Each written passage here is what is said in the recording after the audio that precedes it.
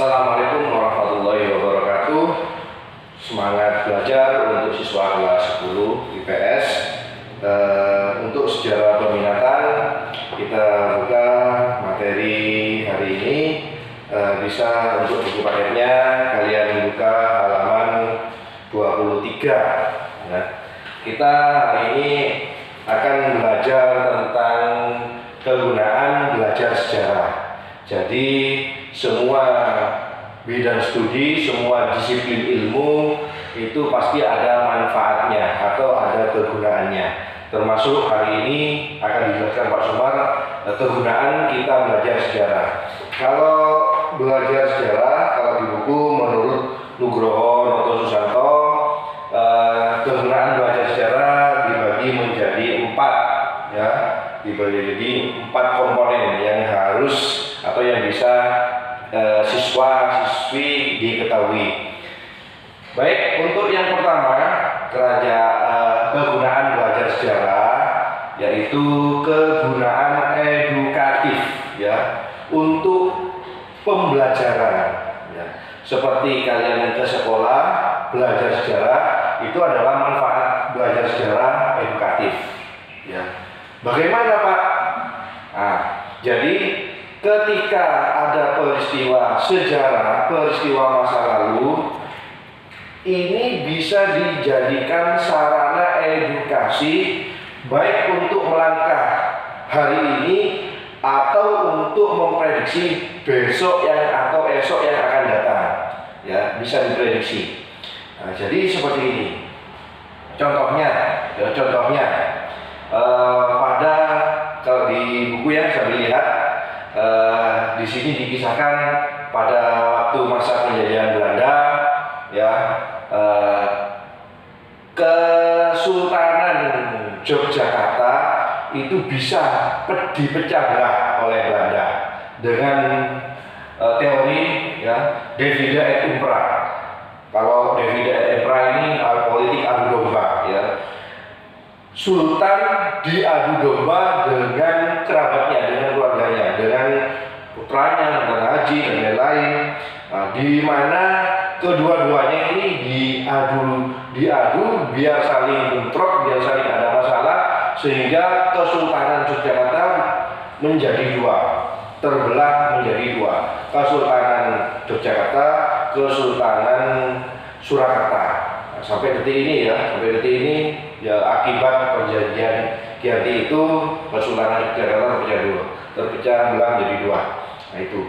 Ada juga kerajaan Ternate Tidore, ya, diadu domba, divide et impera, akhirnya saling bermusuhan, ya. Nah, sama yang pada waktu itu Belanda menggunakan politik divide et impera untuk memecah belah orang pribumi. Biar apa? Biar sama-sama dirugikan. Belanda yang nggak mau rugi. Nah, ini kita harus belajar dari peristiwa tersebut, ya. Makanya Bung Karno selalu mengatakan jas merah, jangan sekali-sekali meninggalkan sejarah. Nah, itu. Ini kegunaan edukatif.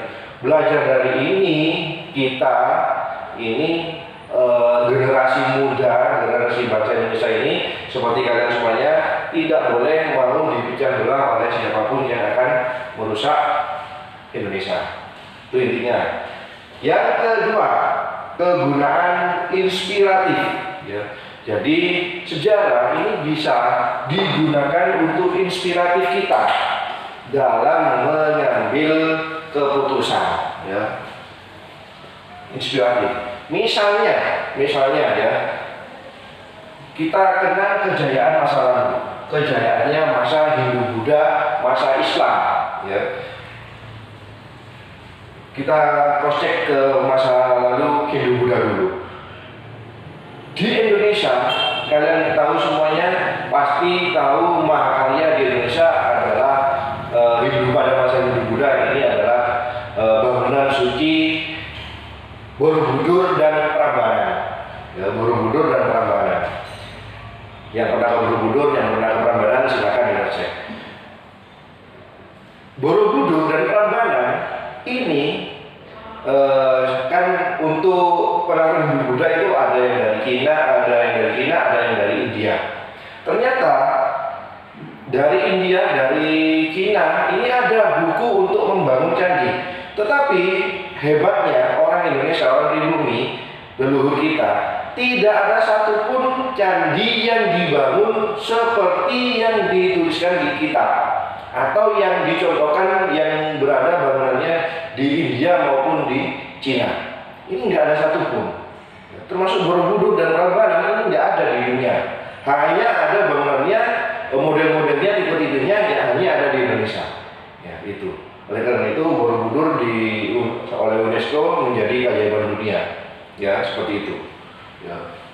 Orang leluhur kita, orang pribumi pada waktu itu, ini belum ada semen, belum ada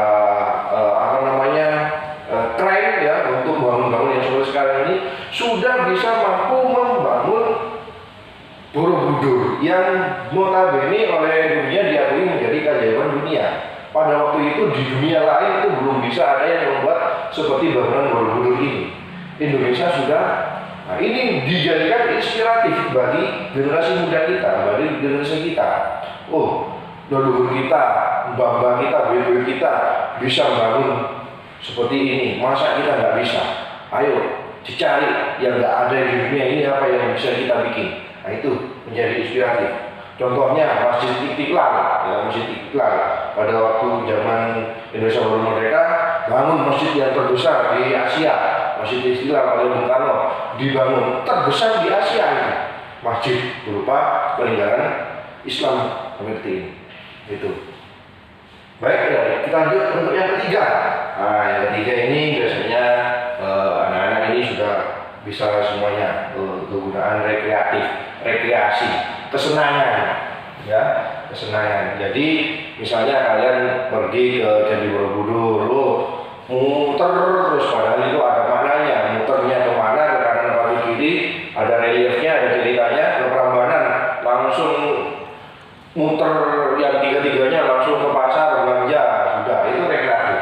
Ya, padahal itu tempat ibadah sebenarnya. Nah, ini misalnya ada lagi yang ke Malang, ke Candi Kidal, Candi Jago, ya itu. Ke Mojokerto, ke Trawulan, ke Buddha Tidur, nah itu sarana rekreatif. Ya. Ada yang ke Masjid Ampel. Nah, kalau Masjid Ampel rata-rata kalau umat Islam ya sholat, nggak rekreasi di sana. Nah, seperti itu. Baik, untuk yang terakhir adalah instruktif. Ya, kegunaan, jadi belajar sejarah bisa digunakan untuk instruktif. Ya, acuan kebijakan.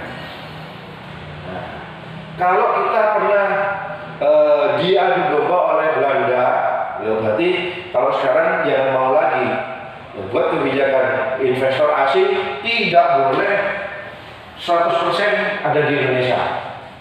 Semuanya harus dikelola Indonesia. Kalau investasi hanya modalnya saja, biar yang mengerjakan semuanya orang Indonesia. Contohnya apa? Freeport, ya, Freeport. Nah, kalau investasinya ya pengennya Freeport itu dikelola orang luar semuanya. Kalau Amerika ya Amerika semuanya. Ya, tambang Freeport itu dikelola semuanya. Tapi kita karena punya instruktif, kita pernah di dividen impera, ya, maka kita harus mempunyai aturan kebijakan. Wis, modalnya nggak apa-apa masuk ke Indonesia. Yang kerja, yang jadi direktur, yang jadi pengembangnya, yang jadi pengelolanya orang Indonesia semuanya. Nggak boleh ada orang luar. Baik, ada orang luarnya, hanya tim ahli aja 10%. Nah, ini aturan kebijakan. Seperti ini instruktif, kegunaannya untuk instruktif. Kenapa? Kalau nggak digunakan untuk sebagai instruktif, ya kita akan dividen impera lagi. Ya, orang Timur, orang Papua punya lahan Freeport, merdeka dewe, nanti tak bantu perekonomiannya dan lain-lainnya. Apa? Kalian punya tambang emas, tambang minyak, Freeport, ayo, Aceh, sumber daya alammu bagus, merdeka apa? Bisa dari Indonesia.